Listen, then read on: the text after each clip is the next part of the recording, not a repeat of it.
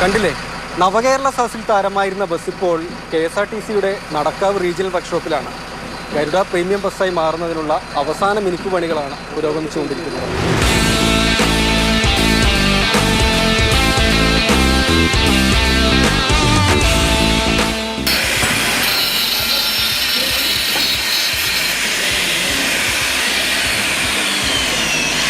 നവകേരള ബസിന്റെ പുതിയ ദൗത്യം നാളെ പുലർച്ചെ ആരംഭിക്കുകയാണ്.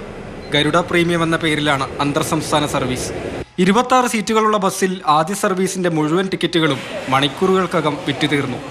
മുഖ്യമന്ത്രി ഇരുന്ന സീറ്റ് ലഭിക്കാൻ ശ്രമം നടത്തിയവർ ഏറെയാണ്. നവകേരള യാത്രയിൽ മുഖ്യമന്ത്രിക്ക് വേണ്ടി പ്രത്യേകമായി സജ്ജമാക്കിയ സീറ്റായിരുന്നു ഇവിടെ. അപ്പോൾ ഏതായാലും ഈ സീറ്റ് മറ്റെല്ലാ സീറ്റുകളും എന്ന പോലെ തന്നെ സാധാരണ പുഷ് ബാക്ക് സീറ്റാക്കി മാറ്റിയിട്ടുണ്ട്. ഇങ്ങനൊരു ബസ്സായതുകൊണ്ടാണോ ബുക്കിംഗ് ഒക്കെ വളരെ പെട്ടെന്ന് പൂർത്തിയായത്? ആയിരിക്കണം, അതുകൊണ്ടായിരിക്കണം പെട്ടെന്ന് സീറ്റെല്ലാം ഫുള്ളായി.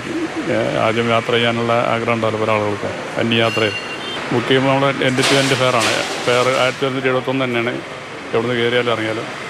അത് ഫുള്ളായി പോകുമ്പോൾ നമുക്ക് അതിനനുസരിച്ച് വരുമാനം കിട്ടും.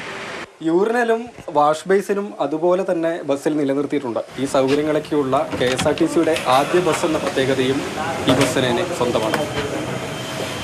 എല്ലാ ദിവസവും പുലർച്ചെ 4-ന് കോഴിക്കോട് നിന്ന് പുറപ്പെട്ട് 11:35-ന് ബംഗളൂരുവിലെത്തും. ഉച്ചയ്ക്ക് 2:30-ന് ബംഗളൂരുവിൽ നിന്ന് തിരിച്ച് രാത്രി 10:05-ന് കോഴിക്കോട് എത്തിച്ചേരുന്ന രീതിയിലാണ് ബസ്സിന്റെ സർവീസ് ക്രമീകരണം. അരുൺ കിഷോറിനൊപ്പം രാഹുൽ KV, മാതൃഭൂമി ന്യൂസ്, കോഴിക്കോട്.